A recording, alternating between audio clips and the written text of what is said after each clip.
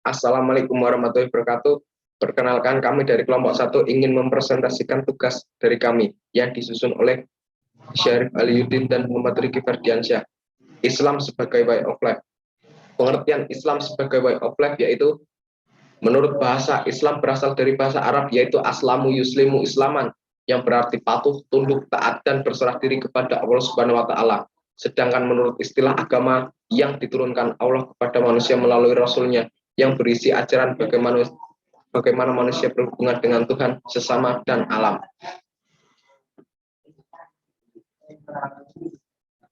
Tujuan Islam sebagai way of life. Yang pertama, penyelamat manusia baik di dunia maupun di akhirat. Penyelamat manusia baik di dunia maupun di akhirat. Semua manusia menginginkan keselamatan dan kebahagiaan hidup baik di dunia maupun di akhirat kelak, sesuai dengan doa yang diajarkan oleh Allah Subhanahu wa Ta'ala di dalam Al-Qur'an, yaitu ya Allah, berikanlah kami keselamatan dan kebahagiaan di dunia maupun di akhirat, serta hindarilah kami dari azab api neraka. Nomor 2, Islam sebagai pengendalian diri. Dalam agama Islam, pengendalian diri diistilahkan dengan mujahadah an-nafs. Pengendalian diri sama dengan pengendalian menghadapi hawa nafsu, emosi, dan hal lain yang nantinya berdampak buruk. Nomor 3, menjamin kebahagiaan manusia di dunia dan di akhirat. Menjamin kebahagiaan manusia di dunia maupun di akhirat. Islam menjamin kebahagiaan bagi setiap penganutnya di dunia maupun di akhirat kelak nantinya. Fungsi Islam sebagai way of life. Yang pertama, sebagai pembimbing dalam hidup. Sebagai pembimbing dalam hidup, pengendali utama kehidupan manusia adalah kepribadiannya yang mencakup segala unsur pengalaman, pendidikan, dan keyakinan yang didapatnya sejak kecil. Apabila dalam pertumbuhan seseorang terbentuk suatu kepribadian yang harmonis, di mana segala sesuatu unsur pokoknya terdiri dari pengalaman yang menenteramkan jiwa. Nomor 2, penolong dalam kesukaran. Penolong dalam kesukaran, orang yang kurang yakin agamanya akan lemah imannya, akan menghadapi cobaan, kesulitan dalam hidup yang pesimis, bahkan cenderung menyesali hidup dengan berlebihan dan menyalahkan semua orang.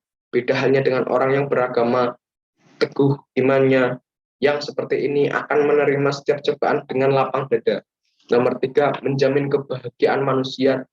Yang ketiga, sebagai fungsi penentram batin. Fungsi penentram batin, jika orang tidak percaya akan kebesaran Tuhan, tak peduli orang itu kaya apalagi miskin, pasti akan selalu merasa gelisah. Orang yang kaya takut akan kehilangan harta kekayaannya yang akan habis atau dicuri oleh orang lain.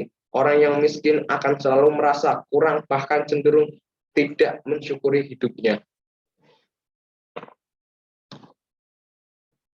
4, sebagai fungsi pengendali moral. Fungsi pengendali moral, setiap manusia yang beragama, yang beriman akan menjalankan setiap ajaran agamanya, terlebih dalam ajaran Islam. Akhlak amat sangat diperhatikan dan dijunjung tinggi dalam Islam.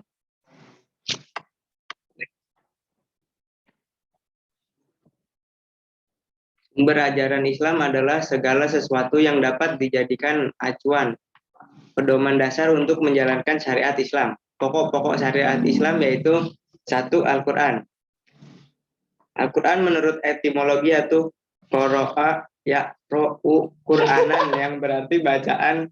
Menurut terminologi yaitu adalah kalam Allah Subhanahu wa Ta'ala, yang merupakan mukjizat yang diwahyukan kepada Nabi Muhammad SAW. Yang kedua yaitu as-sunnah atau hadis. Menurut etimologi, as-sunnah adalah jalan atau tradisi, kebiasaan, adat istiadat. Dapat juga berarti undang-undang yang berlaku. Menurut terminologi, as-sunnah adalah berita atau kabar, segala perbuatan, perkataan, dan takrir Nabi Muhammad SAW. As-sunnah adalah sumber hukum Islam yang kedua sesudah Al-Quran. Apabila as-sunnah tidak berfungsi sebagai sumber hukum, maka kaum muslimin akan mengalami kesulitan-kesulitan. Yang ketiga yaitu ijtihad. Menurut etimologi, ijtihad adalah mencurahkan tenaga, memeras pikiran, berusaha bersungguh-sungguh, bekerja semaksimal mungkin. Menurut terminologi ijtihad adalah usaha yang sungguh-sungguh oleh seseorang ulama yang memiliki syarat-syarat tertentu untuk merumuskan kepastian hukum tentang sesuatu perkara tertentu yang belum ditetapkan hukumnya secara eksplisit di dalam Al-Quran dan As-Sunnah.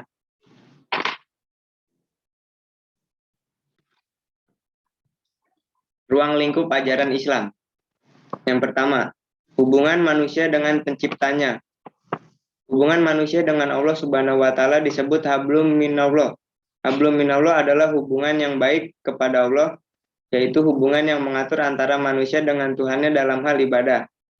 Yang kedua, hubungan manusia dengan manusia.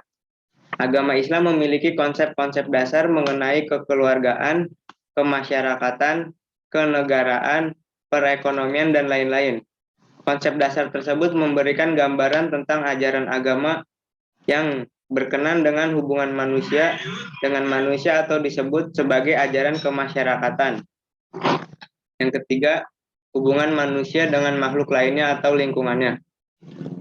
Seluruh benda yang diciptakan oleh Allah yang ada di alam ini mengandung manfaat bagi manusia.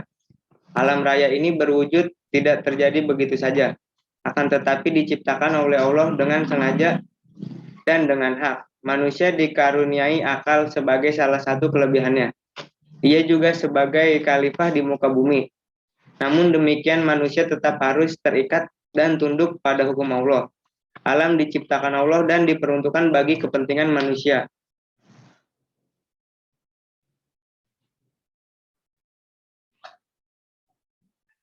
Karakteristik ajaran Islam. Islam merupakan agama yang bersumber dari Allah Subhanahu wa taala, bukan dari manusia. Sedangkan Nabi Muhammad SAW tidak membuat agama ini, tetapi beliau hanya menyampaikan karena dalam kepastiannya Nabi berbicara berdasarkan wahyu yang diturunkan kepadanya. Allah berfirman, dan tiadalah yang diucapkan itu menurut kemauan hawa nafsunya. Ucapan itu tiada lain, hanyalah wahyu yang diwahyukan. Quran surat An-Najm ayat 3-4.